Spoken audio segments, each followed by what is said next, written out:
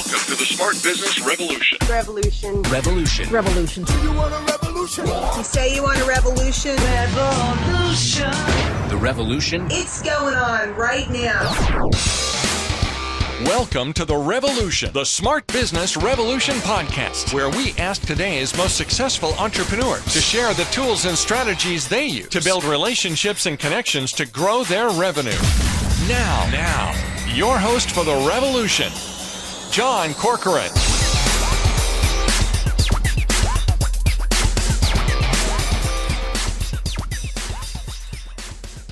All right, welcome everyone. John Corcoran here. I'm the host of this show. If you are new to this program, go check out some of our archives because we got some great episodes for you with smart CEOs, founders, and entrepreneurs of all kinds of companies ranging from Netflix to Kinko's, YPO, EO, Activation Blizzard, Lending Tree, and many more. I'm also the co-founder of Rise25, where we help connect B2B business owners to their ideal prospects. My guest today, his name is Don Williams. He and his team help businesses to grow, increase, and multiply sales. Over the last 30 years, he has worked with about half of the Fortune 500, which is pretty insane, on marketing, sales, and customer experience. He's written 4 best-selling books.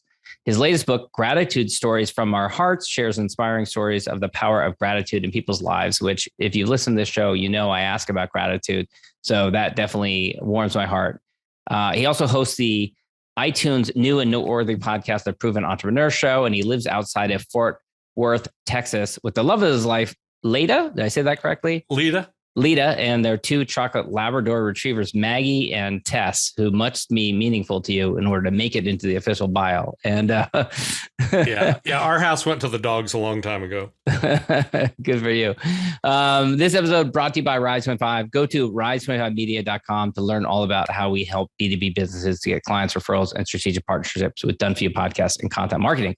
All right, Don, pleasure to have you here. And I want to ask you about your journey into entrepreneurship. After all, what else do you ask the host of the Proven Entrepreneur Show, how they proved their way into entrepreneur? I know you've been an entrepreneur for a long time, and we were chatting beforehand about how we both kind of started in a similar way. That is, we worked for someone else doing something else, and we thought to ourselves, well, shoot, I could do this for myself and make more money, which is kind of a classic way a lot of people end up in entrepreneurship. For you, it was a wholesale buying service. So what was that? So, a wholesale buying service is a place where a person can buy a membership, and different than, say, Costco, where it's $35 or $50 or $100. These memberships were $1,000. And today in that industry, they're probably $3,000.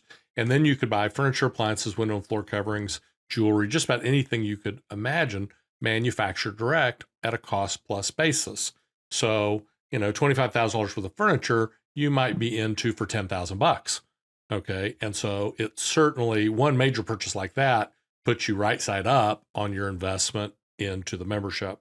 And at 18, I was a freshman in college, and I took the sales job, and it took me about 8 months to become the top salesman in the country, about 450 salespeople. And, wow. and I was 18 and I worked part-time. How did that happen? Well, I didn't. I'd like to say, gosh, I'm just that great, but that's obviously not true. And I think all my life people said, you're a great sales guy. And I'm like, yeah, maybe. I don't know. But I will say this, people like to buy from me and I let them. Okay. I think it's my obligation to let them. And so many years ago, I learned that if you talk to people from their point of view and you're honestly trying to help them and you're brutally honest, people will buy. And the mainstream sales guys, they're like, that doesn't work. You got to follow this 17-step system. I'm like, number one, most people can't follow 17 steps. Okay. They just can't do it. And 2, if you're brutally honest, brutal honesty is evident and it's shocking. It's in short supply. And so when you're brutally honest with people, they like it and they like you, and it builds trust. And big trust, big sales, no trust, no sales. Number one objection, number one reason people buy is all about trust. So I was top salesman at 18. They promoted me to sales manager, which typically is a bad idea. You don't want to promote your best salesperson to be a sales manager. You typically lose a great salesperson and gain a poor sales manager. But in their case, it worked out well. It took me about another 8 or 9 months to become the top manager in the country. And I think a good manager, a good leader will produce the most sales and the most dollars, and finally will replicate themselves. So I would push out a performing sales manager about every 6 months. My assistant manager, you'd be able to push out and go have another profitable operation. And, people think about leadership and they think about followers. And certainly if you have no followers, I question if you're a leader. You can't look behind you and see somebody. I don't think you really are. But the real mark of a leader is not how many followers you gain. It's how many leaders do you gain, because that's the true mark of leadership. And so I helped the gentleman that I worked for build this company, worked my way into partnership with him. He gave me equity in one of his locations. It was when it came time to pay dividends, he delayed.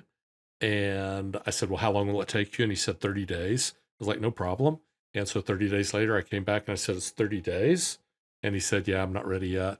And I said, I'm done. I resign. And and it was an integrity issue. And even though we had a huge rift at that point, we did reconcile later in life before his death, which I'm grateful for, because he had been a very instrumental leader in my life. And my world was somewhat crushed when he didn't live up to what he said he was going to do. I'm one of those people who think you should keep every promise, no matter how small. And if you can't, if I make you a promise and I can't keep it, John, I should come to you before the time I'm supposed to deliver the promise and say, John, I made a promise and I've done everything I can to keep it.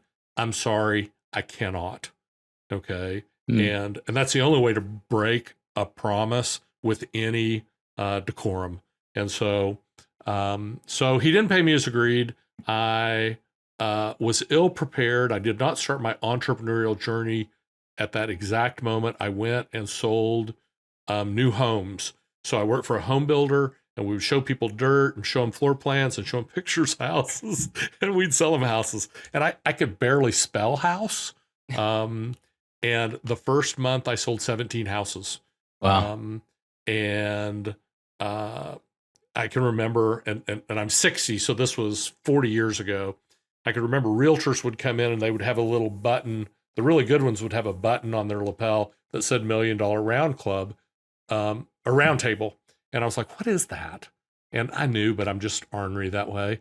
And they'd say, I sold $1 million in property last year. And of course, today that'd be a condo in San Francisco. Yeah. No big deal. But back then, that was a lot of production. Yeah. And I, I went through all that just to set them up to say, oh, wow, I didn't know that. I sold that last month.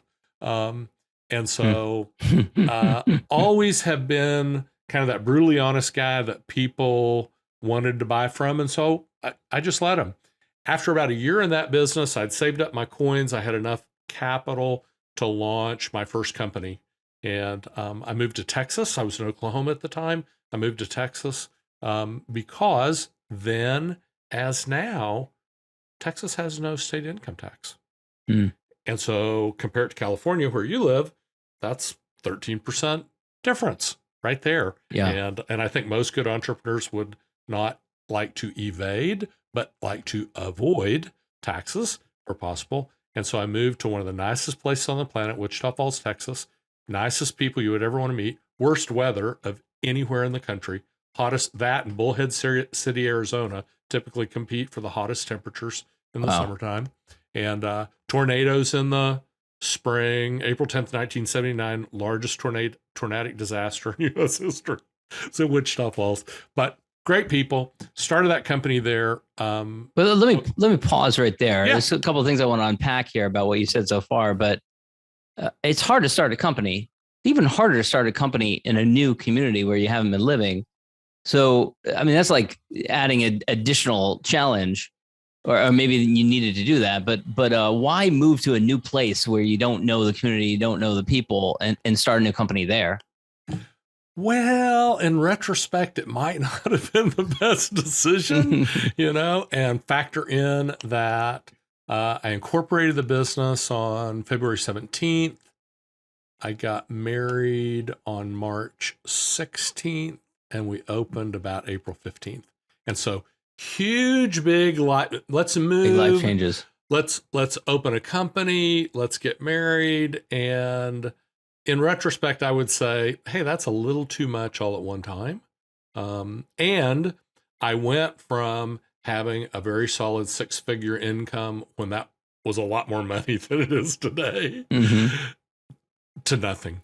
I mean, we starved to death for 2 years. Wow. So it took a while to take off then. Yeah, I didn't. I couldn't spell P&L, and that's just P and L. Yeah. I couldn't spell it. I didn't know anything about it. I knew how to bring in money.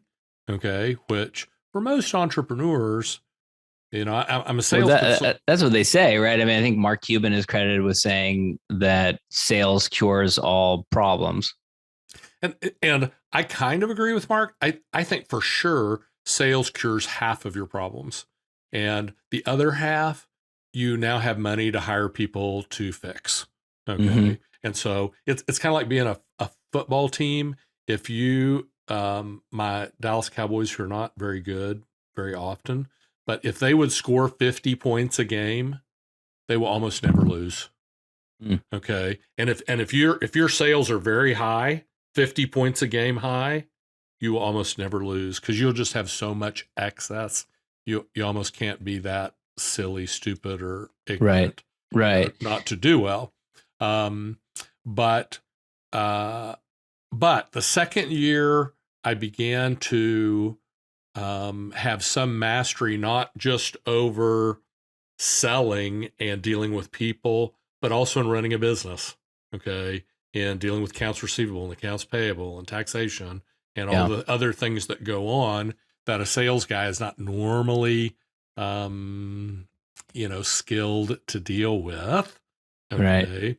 And so, but I began having some mastery, opened my second location, and got the first location humming. I mean, it was running like a machine. Opened the second location, ran into issues there for about a year. First location's humming though. So, when half your life is really good, you can, you can focus on the bad part. And you can kind of manage that. It's not like the whole ship is going down. And it also sounds like this was a good, I don't know if this is exactly the model, but these days there's the drop shipping model where people sell something, they never actually take delivery of it. It ships directly, and people sell those sorts of things on Amazon and whatnot.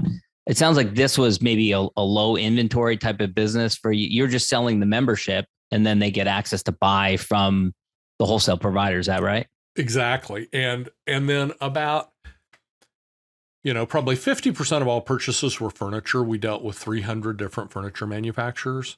So the furniture did not get shipped to the customer's home. Back then, you could do that today. And in some locations, some major cities, you could do that then. But the furniture was shipped to our physical location and we uncrated and inspected it. And then the client came and picked it up, or we hired a delivery service to take it to their home. And that also was a huge, even today, if you bought furniture from North Carolina, okay, and you had it shipped to your home, the freight, and I'll just say if it was $1,000 to ship it to a business, it's going to be $1,600 to ship it to your home.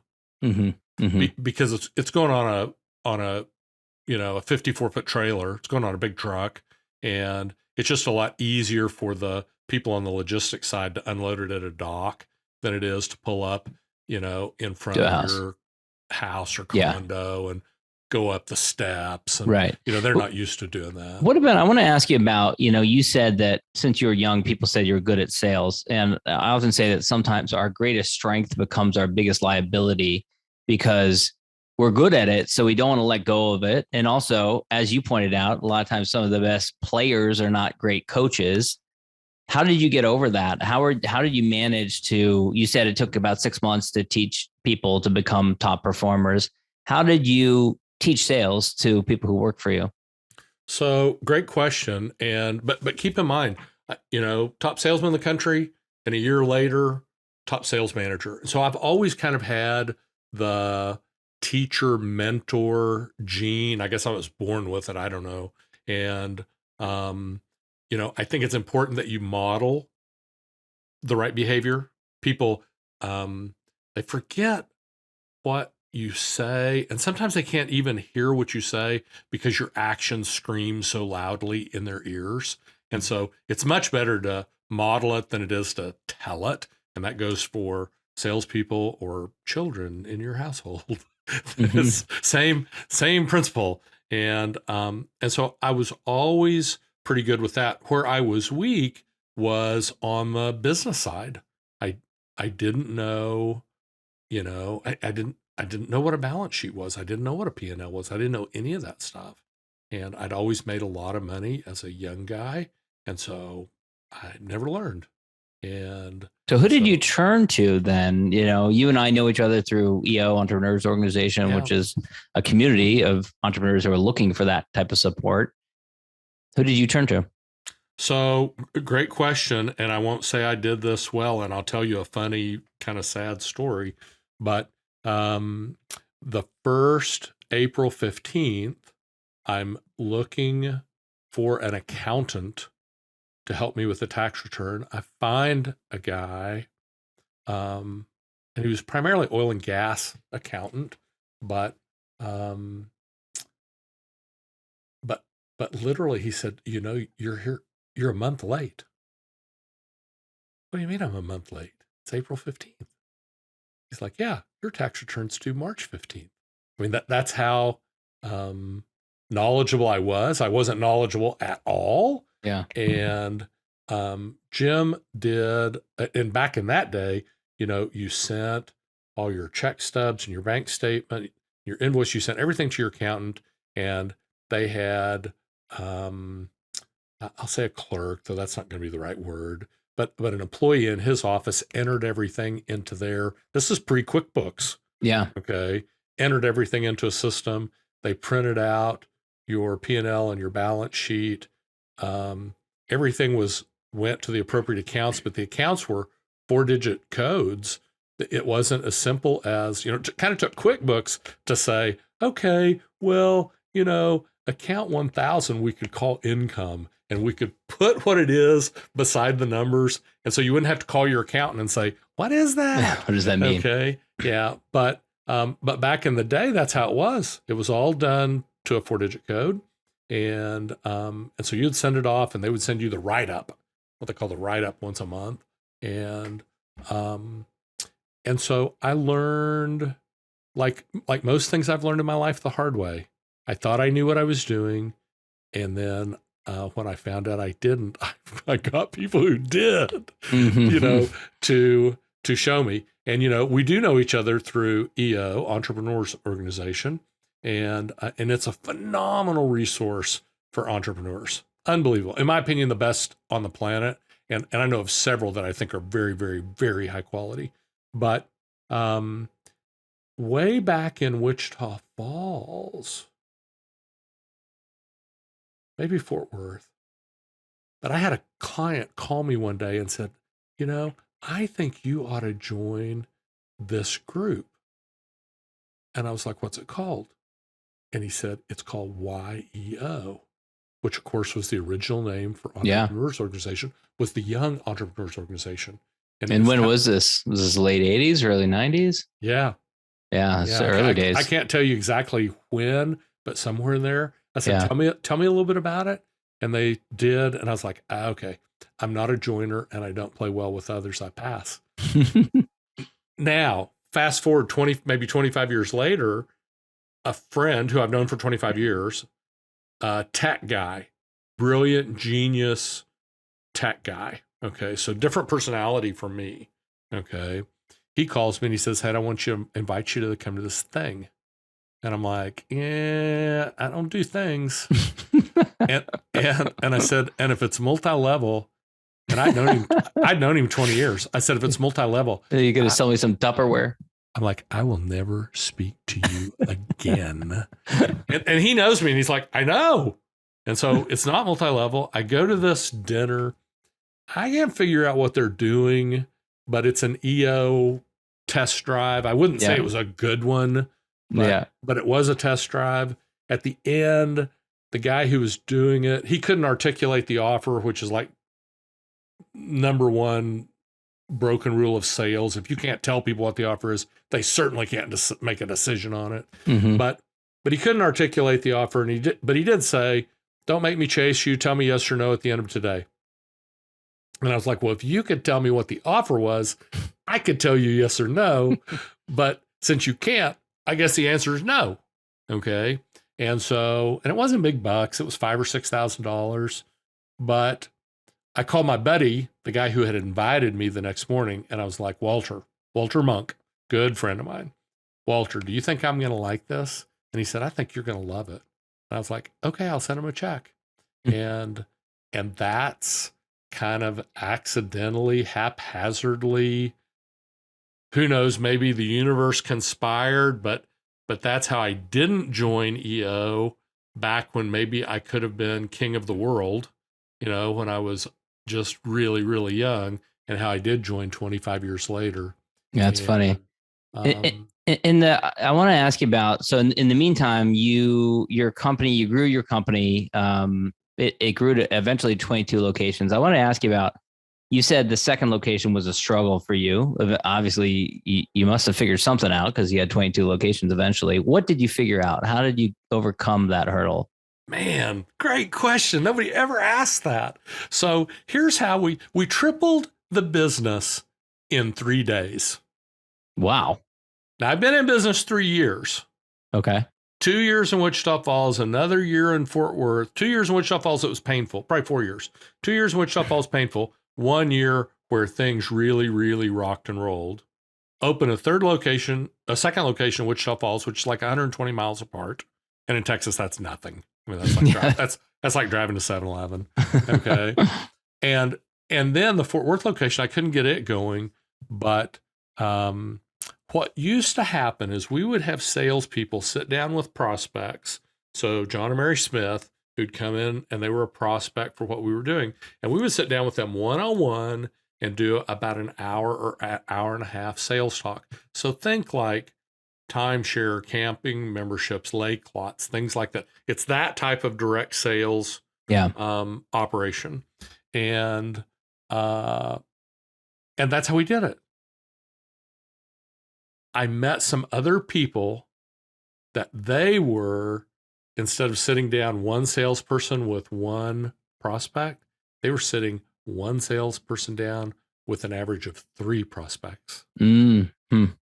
Okay. And so literally in 3 days, we put us on a run rate to triple our annual sales. And were you doing it like in a dinner format or anything like that? We did not do a dinner format. We had a brick and mortar office and we brought people on site. Yeah. Okay. But instead of, we were doing mini mass presentations. And then at times we did mass presentations, 25 or 50 people in a big room. But even today, so I'm a tactical sales consultant and I see everything along the metaphor of romance. Okay. I see business at the customer journey as parallel and almost identical to the romantic journey. Okay. You're dating and then you get more serious. Yeah. Dating is heavy like prospecting. Yeah. Yeah. Well, I'll skip over the petting, but at the point where you sign the contract, that's like saying I do. Okay. I've won the deal. Yeah. Okay. The relationship changes from pure romance to, hey guys, got to still bring some romance across the line. Just saying. Okay.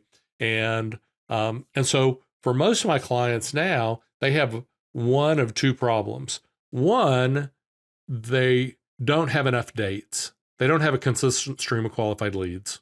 Mm-hmm. Okay. And so they don't make enough sales. Mm-hmm. Okay. 2, they're not a very good dater. They can never get a second date. They need to up their game. Okay. And sometimes clients who have both problems. Okay. But generally it's one or the other.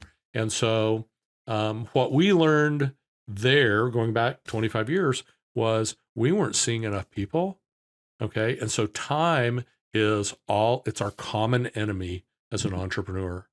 You can do 10 million in sales over 10 years, or you can do 10 million in sales in 1 year. Okay. You pick. And it's not quite that simple, but about 50% of it's that simple. Okay. Am I going to build an organization that's going to do this? Or am I going to build an organization that's going to do this? Okay. And by condensing the time, okay, that's how you really make things rock and roll. And so we went from doing one-on-one presentations to 3-on-1 presentations and tripled our business literally overnight. Went on to add a total of 22 locations, no outside capital, no debt ever. Okay. We did it the old fashioned way. And, today I probably wouldn't do it the same way, but we just earned our money and we reinvested it. Okay. Yeah. And, could we have gone faster with debt? Sure. Could we have gone faster with capital? Sure. But and to use your metaphor, you must have figured out some way to expand the dating pool. There wasn't a shortage of, people to be in these 3-on-1 presentation, 1-on-3 presentations. So we knew it down to the point that so even if you were so I have a contact center client right now who is reaching out to owners of restaurants, okay? Mm-hmm. And they only want to talk to owners that have 15 to 100 employees, okay? And let's just say there's 100,000 of those in the country, mm-hmm. okay? Because maybe you own 17 locations, but you're still the only owner. Mm-hmm. So those 17 mm-hmm. locations really become one point of contact. So let's just say there's 100,000 of those. So I would tell you from a contact center standpoint, you could call all 100,000 records every quarter. So you call 33,000 in January, 33,000 in February, 33,000 in March. And then in April, you could call the records back in January because you'll never talk to everybody in the list. Okay. Mm-hmm. But if you call sooner than that, there will be some road rash. We used to do a lot of work for that company, used to do a lot of work for Aflac, and they were so prolific in one specific market in the country that, and I'm being facetious here, but it was almost that when you would call, they would answer the phone and say, Rise 25, you better not be Aflac. Okay. And it wasn't that bad, mm-hmm, but they had basically scorched the earth. Okay. So the answer is that you had figured out outbound sales at this early stage. I knew my numbers. You did. Okay. Yeah, I knew my numbers. And I encourage anybody, when you look at marketing and sales, you got to figure out your numbers. Okay. Mm-hmm. Number one, what's going to be your ROI? Okay. And number two, at what point is a market saturated? Because when it's saturated, you're done. You're done growing. Okay. And so that's when you knew you had to go on to another market. Yeah. So look at Cabela's. Cabela's started in nowhere, Nebraska. Okay. And I forget the name, but it's not Omaha and it's not Lincoln. Mm-hmm. Okay. And that makes it nowhere, Nebraska. Yeah. And I got lots of friends in Nebraska. Don't send me any hate mail. Okay. but literally in nowhere, Nebraska. And so to expand their market, they put out a physical catalog similar to what JCPenney's and Sears Roebuck did. Okay. And that expanded their market. And then when the internet got popular, okay, I'm sure they sell, and now they're owned by Bass Pro, Johnny Morrison Bass Pro, but I'm sure that, 70, 80% of their volume is actually in online sales, not brick and mortar sales. And so those are just strategies to expand that market, to avoid market saturation. Yeah. What are some other challenges with opening up these different locations? You're a young guy, you got a family, was it travel hard, or, did you have to move around to these different cities as you open up new locations? I didn't move around. No, I had, I was very good at training and motivating, sales managers. Mm-hmm. And so my sales managers had to move. Okay. But they were also compensated at a level that they didn't mind. In fact, they not only didn't mind, they kind of liked it. And they were young guys. So they were seeing some married, some not. Okay. But they were, they enjoyed it. So, it's a matter of finding, when you recruit, people that are the right fit are the right fit. Mm-hmm. The people that are the wrong fit are pretty much the wrong fit. And so, we were good. The people part of business has always been pretty easy for me. Okay. And I think so many times entrepreneurs, you ask them what business they're in, they're like, well, I'm in IT. I'm in legal field. I'm in whatever. And you're like, yeah, you're really not. We're all in the people business. And so when you get that people part done, man, you can get great things to happen. And you can get subject matter experts on everything else. Okay. Even today, 35 years as an entrepreneur, you wouldn't hire me as a consultant to do accounting systems. You wouldn't hire me as a consultant to do governance and compliance. Okay. Do I know a lot about that? Yeah, I know a lot about that, primarily because I've worked with so many major corporations. Okay. But where I can bring magic to your life is this. I can see how to put your sales process together to crank it way up almost instantly. Okay. I've just done it for so long. And, we all have, so like if you do Clifton Strengths or Myers-Briggs or, any of those. So in Clifton, I think, it's Clifton. My top, my strength there is strategist. And a strategist is a person, how they define it, is somebody who sees how to connect the dots almost instantly. And so I really get no credit for it. It's not a skill have I honed it? Yeah. Okay. But if you were going to have to give credit for it, you'd have to thank my mom and dad, even though, they gave me my DNA, but they didn't choose it, know? Yeah. And so I'm a real big believer that, and this I learned in EO. This is the number one win in EO for me.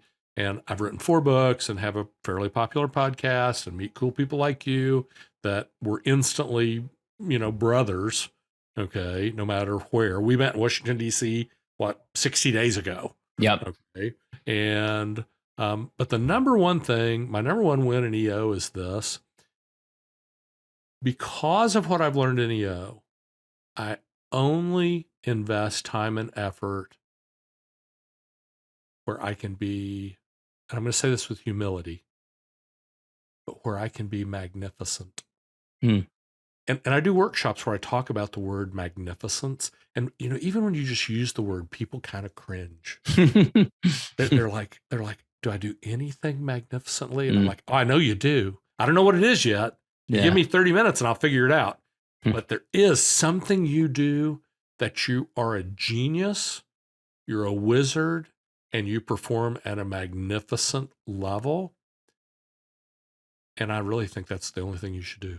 You should get other people to do everything else. That might be a good transition point, because I wanted to get to asking about your contact center business, because it's kind of funny the way that you ended up in that business. So at some point you decide to sell the wholesale buyers club service. And then you end up, it's kind of a funny story. Like the buyer didn't want the contact center piece of it. So tell us the story of how you ended up starting another business focused on that. So, like many acquisitions, a larger player in your space grows by acquiring your business. Okay. And so they already had a call center.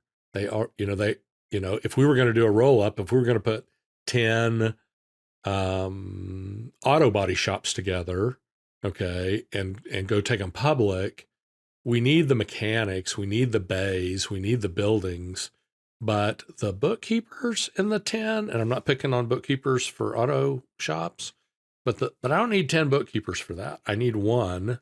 Okay. So I'm going to save a little money there. And so that was very similar to what happened.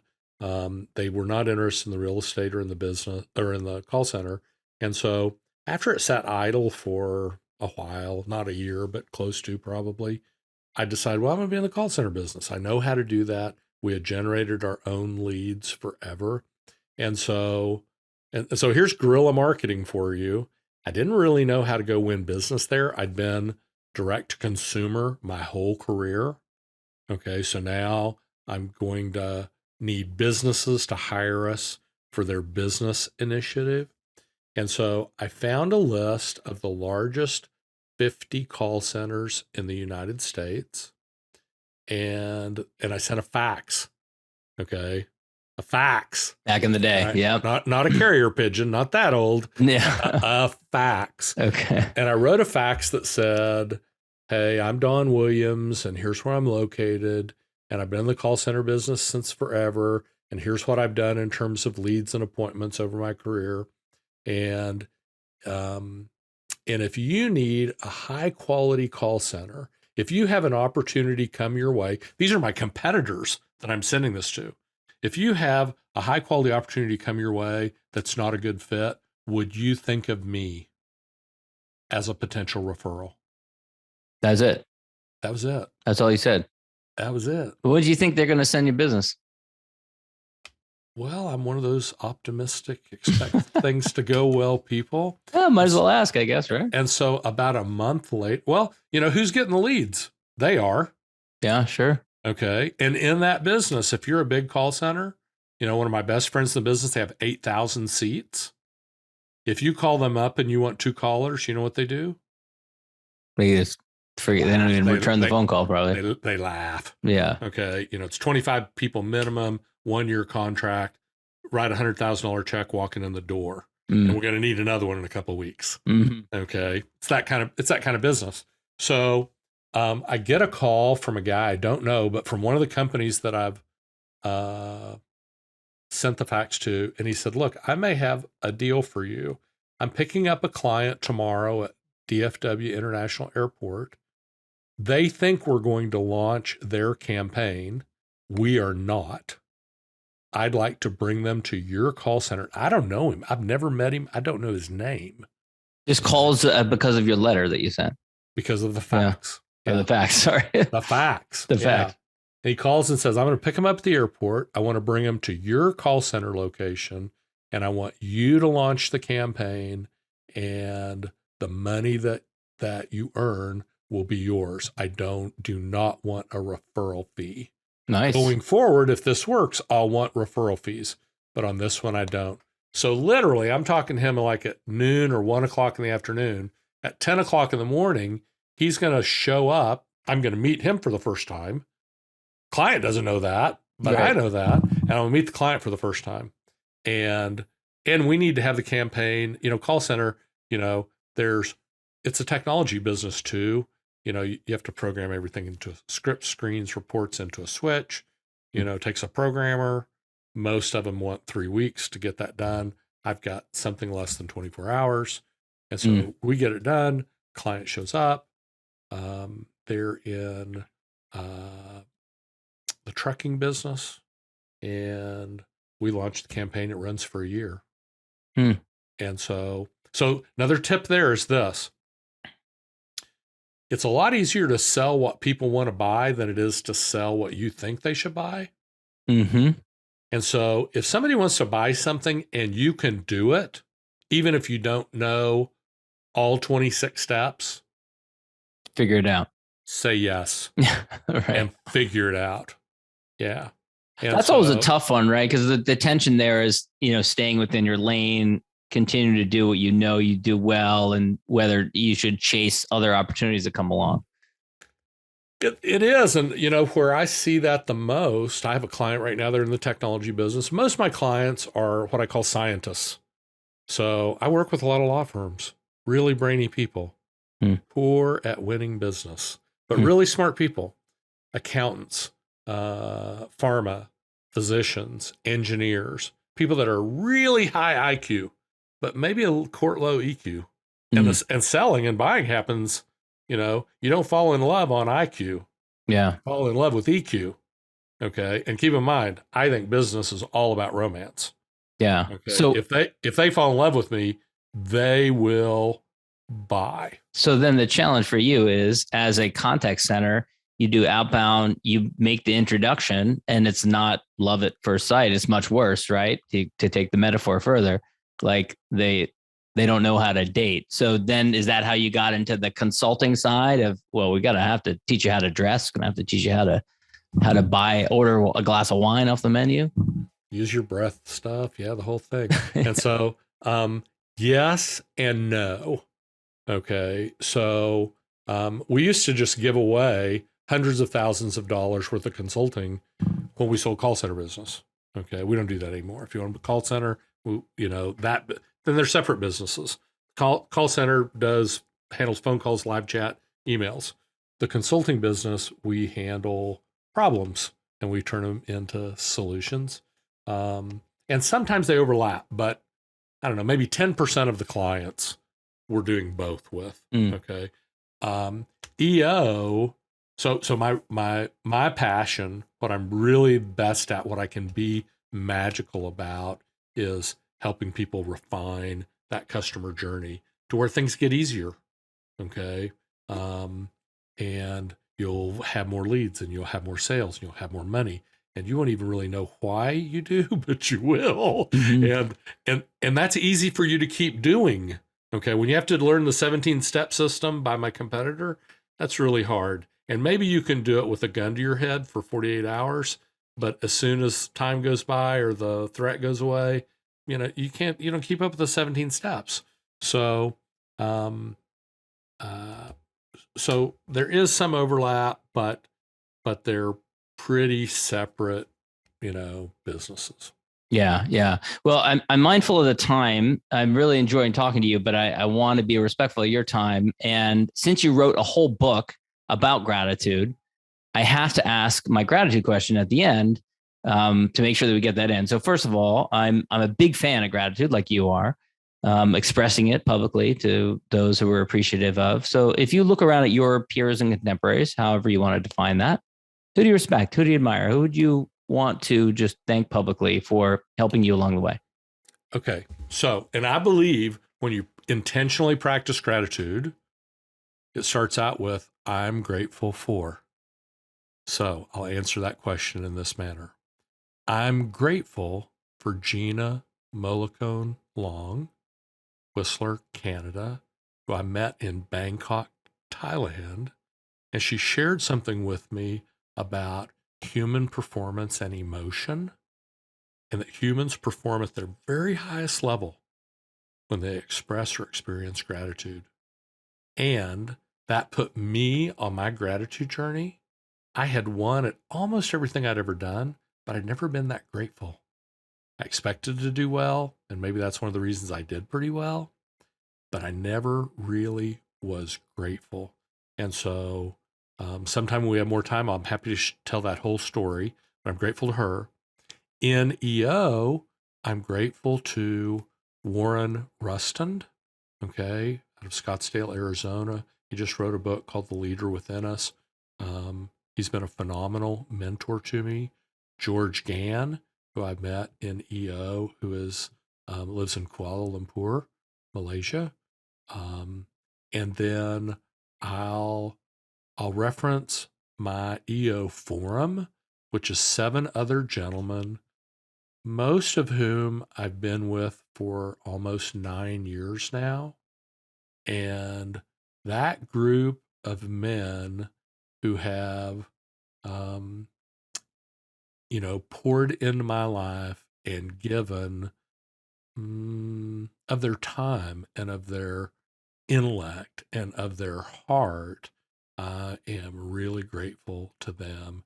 And then finally, the love of my life is Leta, and I'm so grateful to her. That's great. Don, it's been a pleasure talking to you. Where can people go to connect with you, learn more about you, check out your podcast, check out your books? Man, I'm everywhere on social media. The podcast is The Proven Entrepreneur Show. You can email me at don@donwilliamsglobal.com, and you can find me under Don Williams or Don Williams Global almost everywhere. Excellent. Don, thanks so much. Thank you, John. Thank you for listening to the Smart Business Revolution podcast with John Corcoran. Find out more at smartbusinessrevolution.com. And while you're there, sign up for our email list and join the revolution. Revolution. And be listening for the next episode of the Smart Business Revolution podcast.